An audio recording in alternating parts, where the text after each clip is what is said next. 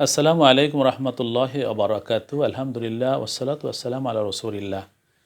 আমার কাছে একজন প্রশ্ন করেছেন যে তার কাছে ৫ ভরি স্বর্ণ রয়েছে এবং ১৫ ভরি রৌপ্য রয়েছে।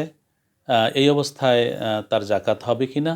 একজন বলেছেন যেহেতু ৭.৫ ভরি স্বর্ণ নেই এবং ৫.৫ ভরি রৌপ্য নেই, জাকাত হবে না। না, এটি যথার্থ বলেননি উনি।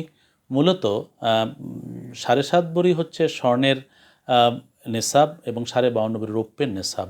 কিন্তু স্বর্ণরৌপ্য উভয়টা যদি থাকে এবং একই সাথে কিছু টাকাও থাকে, তাহলে এই তিনটা মিলিয়ে যদি রৌপ্যের নেসাব পরিমাণ হয়, অর্থাৎ ৫.৫ ভরি রৌপ্যের মূল্যের সমমান হয়, অর্থাৎ ৫ ভরি শুধু নয়, ২ ভরি স্বর্ণ আছে বা কম স্বর্ণ আছে, একটু স্বর্ণ আছে, একটু রৌপ্য আছে এবং কিছু টাকা আছে, এই তিনটা মিলিয়ে যদি ৫.৫ ভরি রৌপ্যের পরিমাণ হয়, তাহলে ও তার জাকাত দিতে হবে ১০০ ভাগের ২.৫ ভাগ তাকে জাকাত দিতে হবে।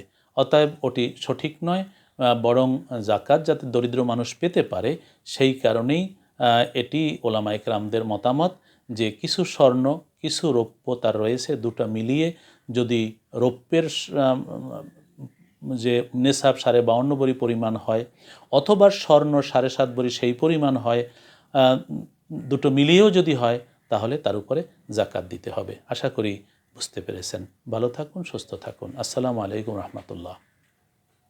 কতটুকু